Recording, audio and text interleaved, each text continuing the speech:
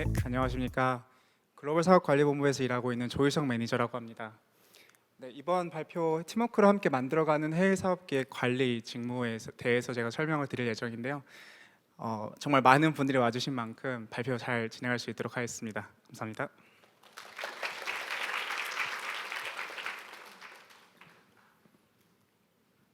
네, 목차입니다. 저희 발표는 총 4가지의 주제로 구성이 되어 있습니다.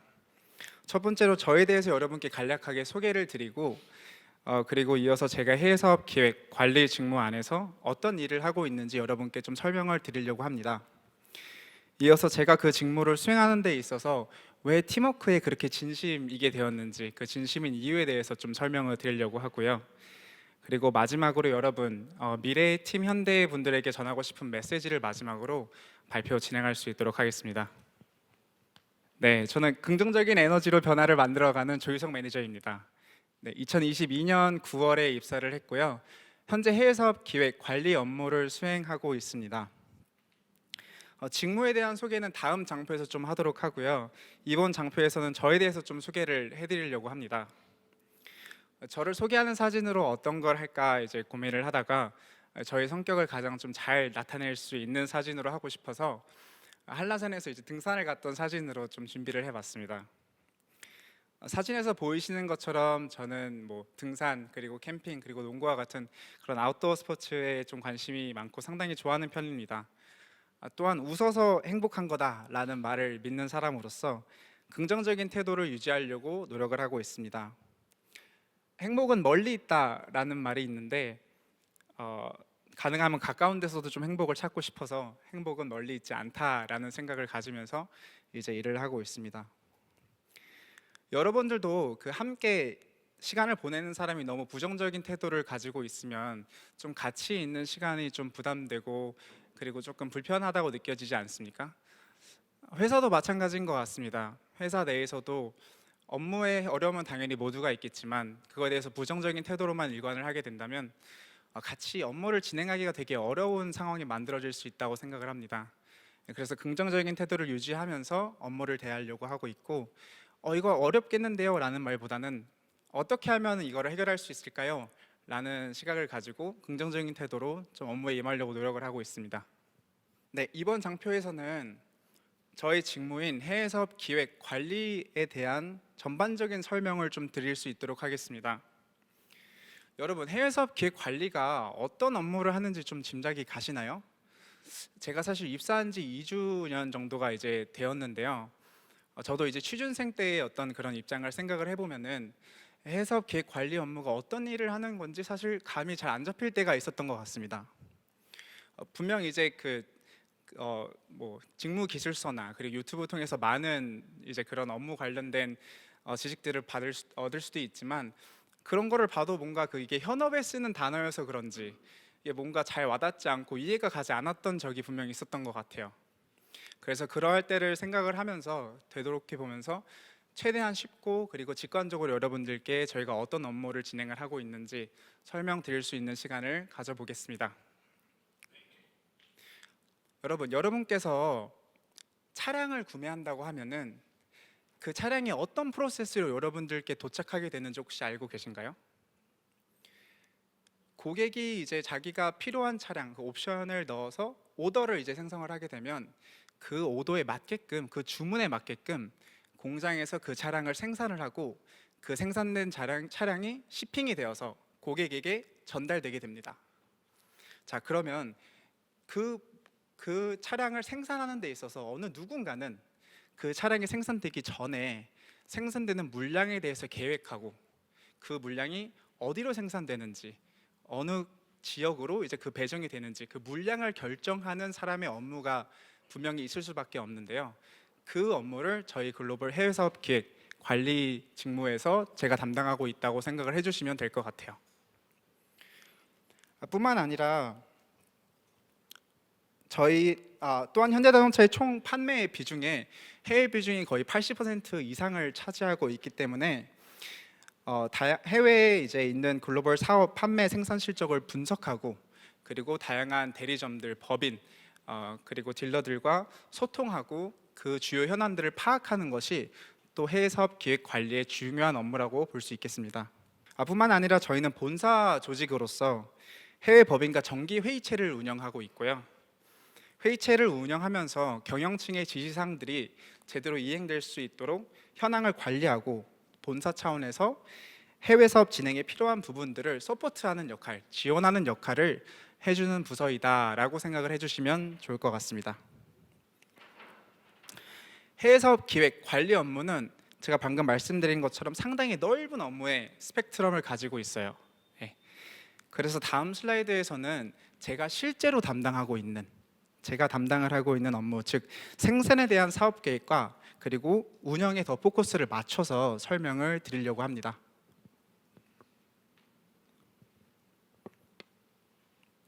네, 해외 사업 기획 관리 업무 중에서도 저는 생산에 대한 사업 계획과 운영을 담당을 하고 있습니다. 고객 입장에서 차를 구매할 때 가장 중요한 포인트 중 하나가 뭘까요? 그거는 고객이 차를 원할 때 차량이 그 시점에 맞게 공급이 되는 것입니다. 고객이 차를 원하지 않을 때 너무나도 많은 차량이 생산을 되게 된다면 투자비에 로스가 생길 수도 있고요. 그리고 많은 비효율들이 발생을 하기 때문에 고객이 원하는 만큼 차량을 생산하는 게 되게 중요한 업무 중 하나입니다. 또 반대로 고객이 차를 엄청나게 많이 원해서 수요가 높은데 그거에 맞춰서 공급이 따라가지 못한다면 어떤 일이 발생하게 될까요? 그러면 고객들이 되게 답답함을 느끼겠죠? 주문을 해도 자기가 주문한 차량이 오지 못하고 있으니까요. 네, 이러한 부분을 해결하고 그 물량을 조정하는 역할을 저희 직무에서 제가 담당하고 있다고 봐주시면 될 것 같습니다. 그럼 구체적으로 고객들이 원하는 차를 원하는 때에 공급받기 위해서 어떤 업무들이 선행되어야 하는지 이 슬라이드를 통해서 좀 설명을 드리도록 하겠습니다. 첫째로 시장 수요에 기반된 연간 사업 계획이 수립되어야 합니다. 자동차에 대한 시장 수요라는 것도 사실 경기 사이클과 사실 비슷하다고 좀 보시면 될 것 같아요. 경기가 항상 좋은 게 아니라 경기는 사이클을 타지 않습니까? 어쩔 때는 경기가 좋기도 하고 뭐 자금이 많이 풀리고 현금이 많이 풀릴 때는 이제 그거에 맞게끔 소비자의 구매력이 증가하고 또 사업 계획 또한 그거에 맞춰서 좀 더 도전적으로 수립이 되게 될 거고요. 또 반면에 이제 만약에 코로나 시기처럼 또 수요가 많이 줄어드는 상황이라면 이제 그거에 맞춰서 이제 사람들이 원하는 만큼의 물량만 공급이 될 수 있도록 사업 계획이 또 수립되어야 할 것입니다. 그렇게 이제 연간 사업에 대한 계획이 수립이 된다고 하더라도 그 물량이 계획이 된다고 하더라도 이를 월별로 점검을 하게 되면은 또 다른 변수들이 생길 수밖에 없습니다. 그러니까 예를 들어서 제가 2022년에 이제 입사를 하게 되었는데 2022년에 가장 이제 핫한 토픽이었던 거는 그 반도체 공급난이었어요. 차량용 반도체 공급난이 생기면서 이전에 세웠던 사업 계획과는 무관하게 차량의 공급이 상당히 제한되게 되었기 때문에 이제 이때는 월간 또 가끔은 주차별까지도 이제 운영 계획을 수립을 하면서 부족한 반도체 안에서 최대한 물량이 공급될 수 있도록 운영 계획을 수립했던 것이 저희가 했던 업무 중 하나였습니다. 네. 그리고 마지막으로 물량 손익 최적화에 대한 부분이 있는데요. 이거는 저희가 회사의 지침 중 하나가 차량을 무조건 많이 생산하고 판매하라 라는 것뿐만이 아니라 수익이 가장 극대화되는 판매와 생산 계획을 수립하여 회사의 수익성이 극대화되는 방향으로 이제 그 계획을 수립해야 된다라는 건데요. 예를 들어서 특정 지역이 이제 어떤 차량을 되게 높은 수익을 내면서 판매를 하고 있다라고 하면은 그 지역에 더 많은 차를 공급함으로써 회사 차원에서 더 많은 수익이 나게끔 하는 것이 또 저희 직무의 역할이기도 합니다. 네, 여기까지가 저희 직무에 대한 설명이었고요.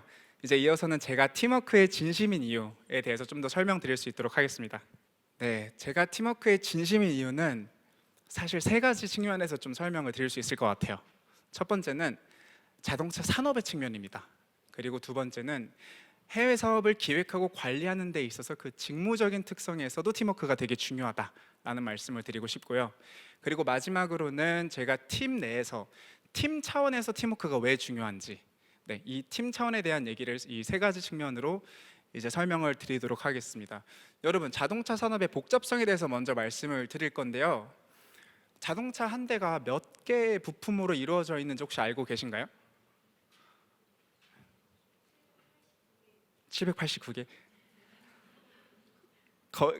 틀린 말은 아닌데요.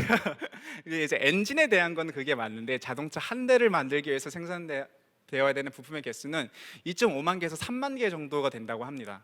정말 많은 부품들이 한 대를 만들기 위해서 들어가죠. 네. 저 왼쪽에 보이시는 사진은 현대 i30N이라고 하는 차량의 분해도예요. 근데 저 차량을 보면은 저 엔진에 들어가는 부품만 봐도 한 엔진에 789개의 부품이 들어가고 75개의 공급사들이 함께 협력을 하여야만 저 하나의 엔진이 만들어지고 그 엔진을 제외한 또 수많은 부품들이 있어야 자동차 한 대가 만들어지는 거거든요. 네. 그래서 이처럼 엔진에 만약에 하나의 부품이라도 만약에 제대로 자기의 역할을 해내지 못한다면 뭐 품질의 결함이 생길 수도 있고 안전에 문제가 생길 수도 있겠죠. 이처럼 자동차 산업은 정말 여러 가지 산업과 여러 가지 부품과 여러 가지 공급사들이 유기적으로 같이 협력하여 만들어지는 것이 자동차의 산업의 특징이고요. 그래서 산업적인 측면에서 팀워크가 상당히 중요하다라고 말씀을 드릴 수 있을 것 같아요. 두 번째로는 직무적인 측면에서 팀워크가 왜 중요한지 설명을 드려볼게요. 저는 지금까지 두 개의 팀을 거쳐서 이제 회사 생활을 짧게나마 했는데요. 첫 번째 팀에서 했었던 거는 국내 공장을 운영하는 업무였어요. 저는 이 공장이라는 담당을 운영하면서 혹시 이 차량이 어떤 차량인지 혹시 좀 알고 계신 분이 있나요? 맞아요. 네, 신형 산타페인데요. 저 신형 산타페를 양산하고 저 물량이 이제 배정을 하는 역할을 제가 이제 수행을 했었고요. 또 두 번째 팀, 제가 지금 현재 있는 팀에서는 이게 이제 그 미국에 있는 조지아 공장을 제가 직접 가서 찍은 사진인데요. 미국 공장에서 생산되는 이 차, 아이오닉 5라고 하는 차인데, 저희 아이오닉 5의 이제 생산과 물량을 같이 관리하는 그런 업무를 수행을 하고 있어요. 자, 그럼 이런 업무를 수행하는 데 있어서 왜 팀워크가 중요하느냐? 이 부분을 좀 설명을 드릴게요. 저희 해외사업 기획 관리는 판매와 생산 사이에 있는 그 사이를 조율하는 조직이라고 생각을 해주셔도 좋을 것 같습니다. 그러니까 예를 들어서 저희는 사실 공장의 측면에서 뭐 차를 생산하고 양산하는 데 있어서 어떤 어려움을 겪는지 그런 것들도 저희가 알고 있고, 또 동시에 이제 판매 쪽에서는 판매 상황에 따라서 그 차량들을 판매하기가 얼마나 어려운지 이러한 고충들도 서로 알고 있고요. 근데 그런 고충들 사이에서 어떤 것을 조율해 나가는 역할을 하는 것이 저희 팀의 역할입니다. 여러분들 대학 생활 하실 때 그 조별 과제 많이 해보셨나요? 네. 조별 과제 하시면은 여러 구성원들이 있고 그 구성원들의 입장이 다 다르지 않습니까? 그 구성원의 입장이 다 다를 때 조장의 역할은 뭘까요? 어떤 방향성에 맞춰서 그 조원들의 다 입장의 다름을 다 이렇게 조율해 가지고 어떠한 방향성으로 결과물을 만들어내는 것, 그게 조장의 역할이잖아요. 이처럼 저희 기획에 있는 조직도 같은 업무를 한다고 보시면 될 것 같아요. 생산과 판매에 있는 그런 담당자들과 매일 수시로 연락을 하면서 그 사이에서 회사의 방향성, 지침에 맞게끔 물량이 생산되고 이제 판매될 수 있도록 그것을 관리하는 역할을 한다라고 봐주시면 될 것 같습니다.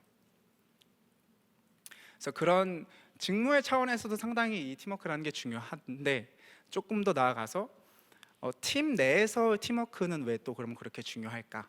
라는 질문을 하게 되면요, 팀 내에서 이제 업무를 진행을 하게 되다 보면은 그 제가 하는 업무에 너무나도 집중한 나머지 그 전체적인 숲을 못 보게 되는 경우가 있어요. 그래서 그 업무만, 그 나무만 딱 이렇게 보게 되는 거죠. 근데 그러한 때 회사가 나아가고자 하는 방향이 있을 거고, 그 방향 안에서 팀의 목표가 있을 거고요. 그 팀의 목표 안에서 저의 역할이 이제 정의가 되어야지 그게 이제 회사의 방향과 얼라인된 상황에서 이제 저희가 팀워크를 발휘하면서 업무를 할 수 있는 방법이라는 것을 저도 요즘 배우고 있는 단계입니다.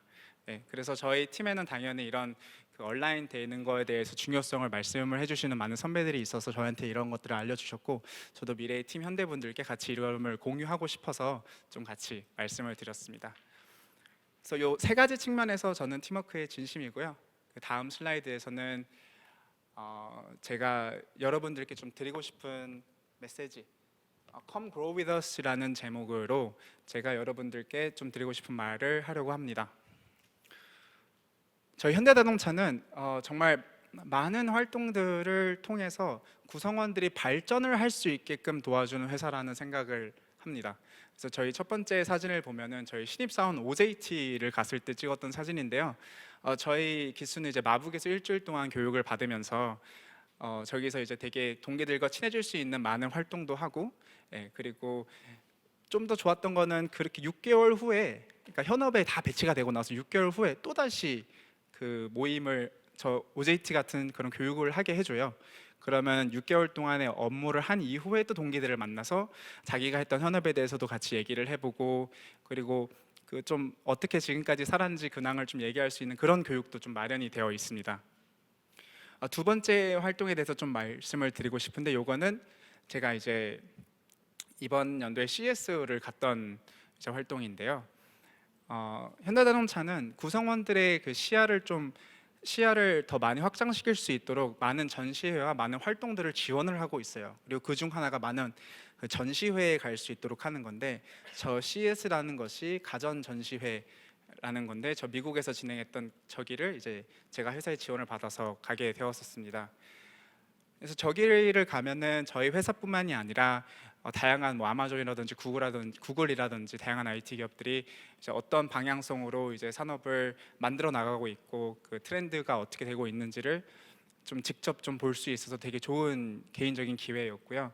지금 사진에 보이시는 거는 그 AAM이라고 해서 현대자동차가 이제 미래로 밀고 있는 사업 중에 하나인데, 저 기체를 이제 직접 볼 수 있는 기회도 있었습니다. 저 마지막으로 좀 말씀드리고 싶은 활동은 현대 드라이빙 익스피리언스인데요. 현대자동차에는 다양한 이제 모델들 그리고 라인업이 차량이 있는 만큼 그 차량을 임직원들에게 이제 시승을 할 수 있는 기회를 많이 주고 있어요. 그래서 저 현대 드라이빙 익스피리언스에는 뭐 아이오닉 5N이라든지 아니면 아반떼 N이라든지 이런 고성능 차를 타보고 서킷을 이제 이렇게 주행해 볼 수 있는 기회를 제공하기도 하면서 자동차 회사로서의 가진 장점을 되게 많이 임직원들에게 보여주기도 하는 그런 회사라는 생각이 들었습니다.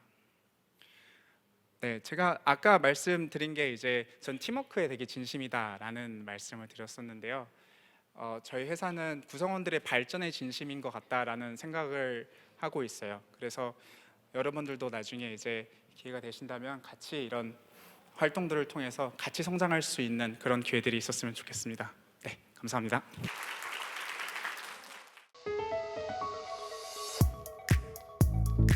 안녕하세요. 글로벌 상용앤 수소사업관리본부에서 신사업 기획개발 직무 담당하고 있는 김수환 매니저입니다. 반갑습니다.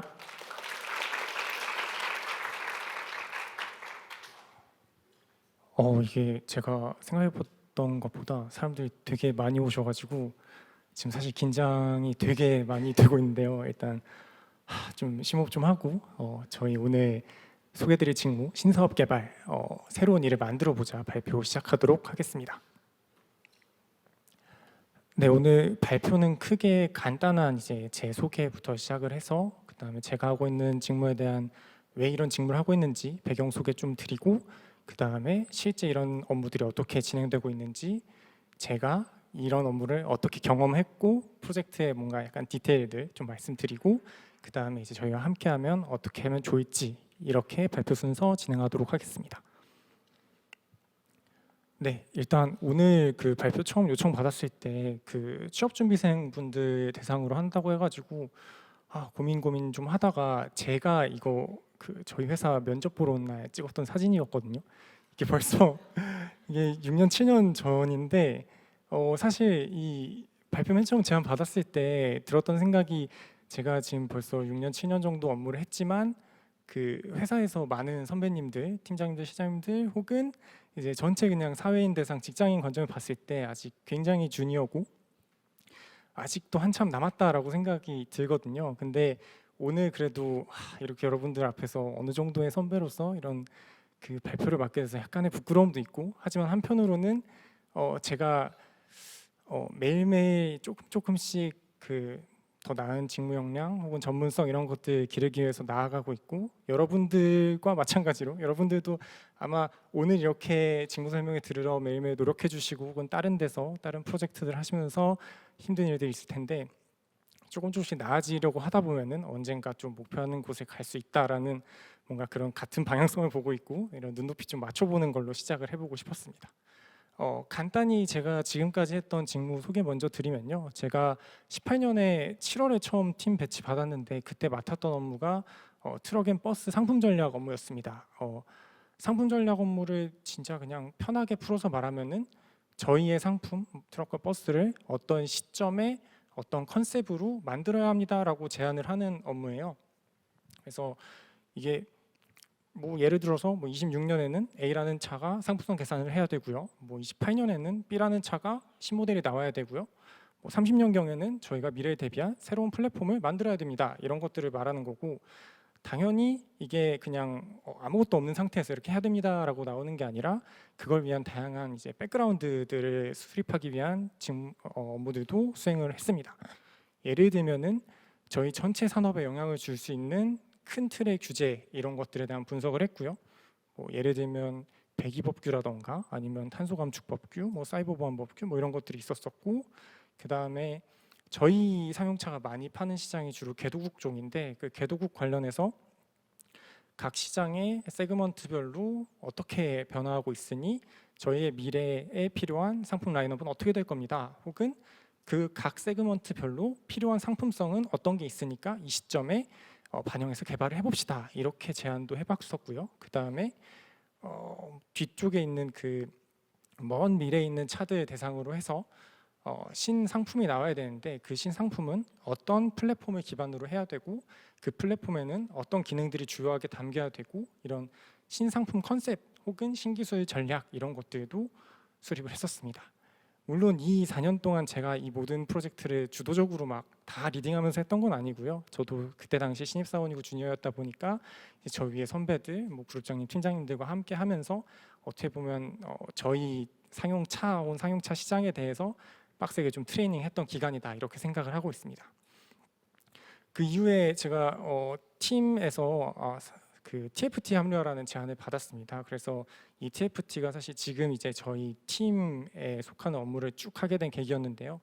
새로운 파트너사와 협업하는 건이 생겼는데 이거를 당장 이제 정규팀으로 하긴 어려우니까 TFT부터 차근차근 키워보자라는 제안이 왔었고, 그때 저가 22년경에 그 TFT 합류하면서 지금까지 이제 그 타 파트너사와 그 협업하는 건을 프로젝트 계속 추진하고 있습니다. 일단 그 더 디테일한 저희 업무가 왜 이렇게 진행되고 있는지 말씀드리기 전에 이런 업무들이 아니면 협업건들이 생겨나게 된 배경 먼저 좀 말씀을 드리고 싶었는데요. 일단 저희 그 자동차 산업이 지금 어떤 때보다 굉장히 많은 변화와 도전을 마주하고 있는 것 같습니다. 예를 들면 뭐 자율주행, 여기선 ADAS가 아니라 레벨 4, 5 정도의 운전자가 필요 없는 정도 수준의 자율주행을 위한 경쟁도 치열하고, 그리고 최근에 매우 지금 치열하게 또 경쟁하고 있는 전동화 부분, 이거는 단순히 이제 배터리 전기차 말고 뭐 연료전지 전기차도 다 포함이 되는 개념일 거고요.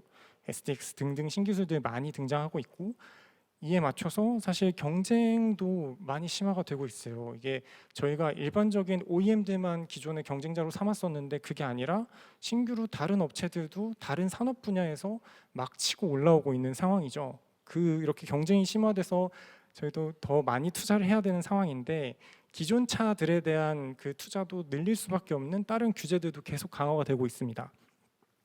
CO2 감축이나 유로 7 그리고 안전신기술 의무화 이런 것들은 계속해서 규제가 강화되고 그거에 맞춰서 저희들은 새로운 상품에 대해서 계속해서 투자를 해야 되는 상황입니다.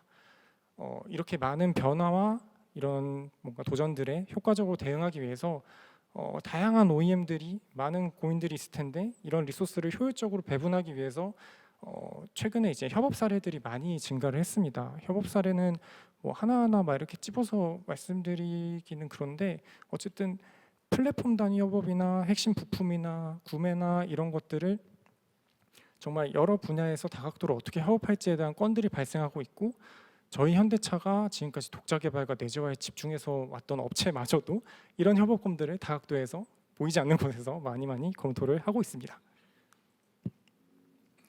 그래서 대략적인 저의 그 업무했던 프로세스인데요. 이게 사실 뭐 정해져 있는 프로세스는 아니고요. 저희도 이제 약 2년 전쯤 시작한 그 TFT부터 해서 업무를 진행해 왔던 방식들을 이제 한번 이번 기회에서 한번 정리해 본 상황입니다. 일단 첫 번째로는 저희가 이제 협업을 하겠다고 각 파트너사랑 저희가 이제 한 자리에 모여서 앉으면은 하는 얘기가 우리 이제 뭐 할까? 이죠. 뭐 하지가 근데 큰 틀에서 보면은 서로 부족한 부분을 합쳐서 시너지를 내보자라는 목적에서 시작을 한 거니까 저희가 사업 포트폴리오를 중심으로 비교를 합니다. 사업 포트폴리오를 비교한다는 거는 큰 틀에서 뭐 시장을 비교할 거고요. 상품을 비교할 거고 기술을 비교할 거예요. 예를 들면은 시장 같은 경우에는 너네가 잘하는 시장이 뭐 전부 다 예시입니다. 북미라고 하면은 저희가 잘하는 시장은 뭐 유럽이니까 서로 그러면 잘하는 시장에 뭐 가지고 있는 네트워크를 활용해 보자라던가 혹은 상품 같은 경우도 너네가 없는 라인업 우리한테 있는 라인업 혹은 너네한테 있는 라인업인데 우리한테 없는 라인업 이럴 수도 있고요. 그리고 핵심 부품 단위에서는 너네가 잘하는 부품을 우리가 가져다 쓰고 싶어 혹은 너네가 잘하는 기술을 우리가 가져다 쓰고 싶어 이런 식으로 논의가 진행이 됩니다. 근데 사실 1번 단계에서는 좀 최대한 많은 아이템을 이렇게 풀어놓는 식으로 논의가 진행이 되고요. 그 단계에서 조금 더 저희들이 실무단에서 보거나 혹은 중역분들이 봤을 때 가능성이 높은 항목들을 이번 단계로 넘깁니다. 이번 단계로 넘겨서 기술적으로 가능한지 사업성이 있는지 간이 검토를 시작하게 되는데 기술 검토에 있어서는 보통 대부분 저희가 크게 그 차라고 하면은 그 차가 그 시장에 들어갔을 때 법규나 규제나 기술적으로 만족하나요? 혹은 상품성이 만족하나요? 뭐 이런 것들을 보게 되고요. 그게 아니면은 어떤 부품을 들고 들어온다 했을 때 그 부품이 저희 차나 혹은 그 상대방의 차에 정확하게 잘 들어가나요? 이게 보통은 잘 안 들어가거든요. 그래서 안 들어가면은 바꿔야 되는 부분들 연구소에서 검토해 주시고 그 바꾸는 데 필요한 공장에서 설비 변경 이런 것들도 공장 쪽에서 검토를 해 주십니다. 그리고 그렇게 하다 보면은 서로 이제 투자가 필요한 영역들이 나오게 되거든요. 그러면 그 투자비가 필요한 부분 혹은 우리 부품이 바뀌니까 그거에 대한 가격이 또 재료비가 바뀌겠죠. 뭐 그런 것들 혹은 공장 단위에서 바뀌면서 발생하는 비용들 이런 것들이 튀어나오게 되고 그리고 그런 것들을 보면서 이게 사업성이 있을까 없을까 이런 것들을 보게 됩니다. 그리고 2단계에서 큰 틀에서 협업 구조 같은 것도 한 번씩 보게 되죠. 협업 구조라 하면 저희 전체 회사 밸류체인상 연구개발 그리고 생산 그리고 판매 뭐 AS 이런 과정에서 각자 어떤 역할을 하게 될지를 보는 겁니다. 그래서 뭐 어떤 부품은 너네가 개발하고 그럼 차에 인테그레이션 하는 건 우리가 하고 그리고 그 차를 인테그레이션 한 차를 그럼 어디서 만들까?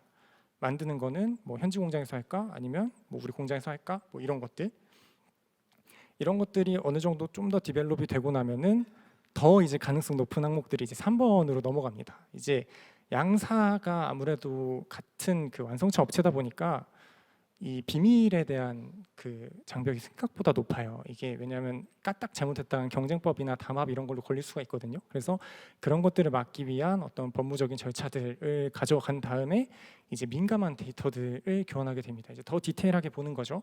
저희 입장에서 보면 뭐 기술 단위도 이제 크게는 3D 모델링만 이렇게 어떻게 넣어봤다면은 그 이면에 있는 뭔가 좀 더 시험 데이터나 실제적으로 뭐 정말 이게 되는지 안 되는지 이런 것들 보는 게 있고 그다음 수익성도 원가 구조 상세하게 까보면서 이제 정말 이 경영층 보고로 올릴 만한 자료까지 더 디테일하게 디벨롭을 합니다. 그렇게 하고 여기까지도 이제 통과가 했다. 이제 우린 진짜 이 아이템을 해볼 수 있겠다라고 되면은 이제 계약서를 쓰는 방식입니다. 이제 서로가 사실 어떤 의향만 가지고 일을 할 수 있는 건 아니기 때문에 사업 관점에서 봤을 때 이 양사의 역할을 문서화하고 계약서를 만드는 거 이것도 굉장히 중요하고요. 이런 계약서 안에는 저희가 보통 일반적으로 쓰는 계약서의 항목들을 가져올 수도 있지만 저희가 신사업 쪽이다 보니까 못 가져오는 내용들도 굉장히 많아요. 그래서 그런 것들은 예외 조항별로 어떻게 못 가져오는 거 따로 떼내 가지고 실무 현업 검토도 맡기고 그다음 법무 검토도 맡기고 저희가 또 따로 디테일하게 보기도 하고 이렇게 해서 계약서를 작성하고 그 외에도 이제 큰 틀에서의 계약서가 있고 그 외에 상세의 세부 계약서들도 따로 있거든요. 그래서 뭐 서비스나 부품 공급, IT 시스템 개발 이런 것들도 또 이렇게 뒤에 협의하면서 계약서를 작성하게 됩니다. 그리고 계약서가 작성했다고 끝나는 게 아니라 계약서에서는 큰 틀에서의 정말 어떤 것들을 하겠다만 잡혀 있는 거니까 그것들에 있어서 디테일한 영역들은 계속해서 실제 이 프로젝트가 실행이 될 때까지 디테일하게 계속 봐야 합니다. 이게 정말 많은 업무들을 가지고 있지만 이 부분은 저희 이따 뒤쪽에 그 상세 업무한 과정들 말씀드리면서 설명드리도록 하겠습니다. 네. 일단 그래서 제가 지금까지 했던 과정들 디테일을 말씀드리기 전에 일단 키워드는 회복 탄력성이고요. 회복 탄력성이라는 게 저희가 어떻게 실패를 하더라도 그 실패를 밑거름 삼아서 더 나은 결과물을 내기 위해서 계속 반복하는 걸로 이해를 하고 있거든요.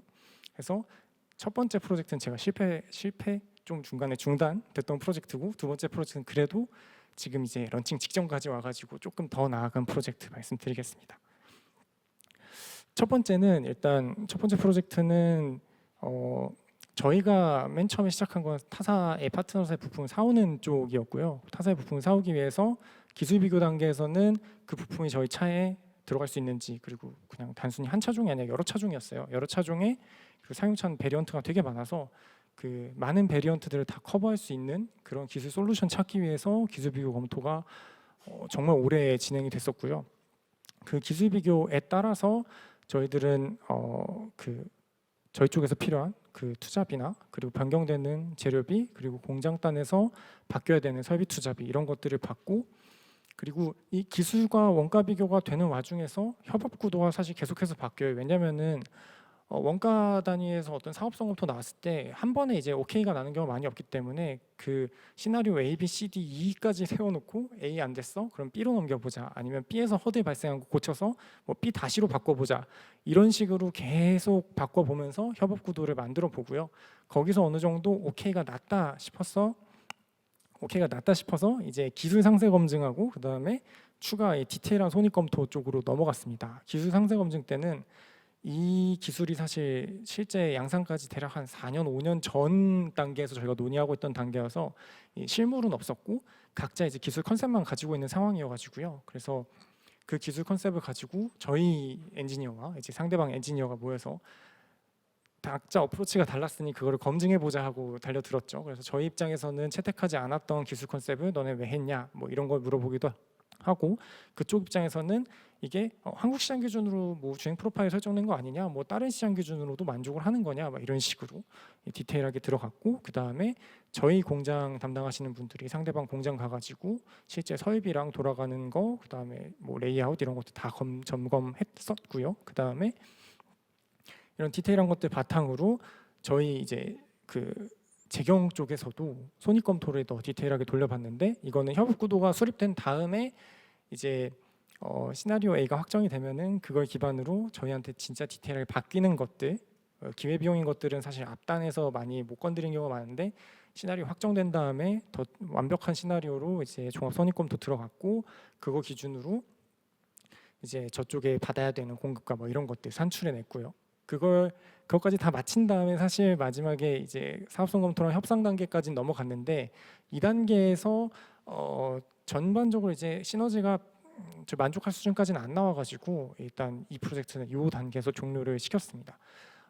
요 전체 과정이 앞쪽에 사실 기술 비교가 조금 생략된 건 있는데 요거까지만 하면 한 6개월 정도 진행을 했었고, 그때 진짜 어떻게 보면 프로젝트 단위에서 되게 컴팩트하게 진행이 돼서 아침에는 이제 저희 연구소 분들하고 대응 전략 맨날 회의하고, 그다음에 저녁 오후가 되면은 파트너사랑 회의하면서 그때 저희가 했던 거 제안하고 카운터 프로포잘 받고 그거 가지고 다시 또 다음날 어떻게 해야 될까 이 왔다 갔다 하면서 중간중간 이제 경영층 보고도 드리고 그렇게 진행했던 프로젝트고, 굉장히 애착이 많았는데 이게 아쉽게 일단 종료가 되었고요.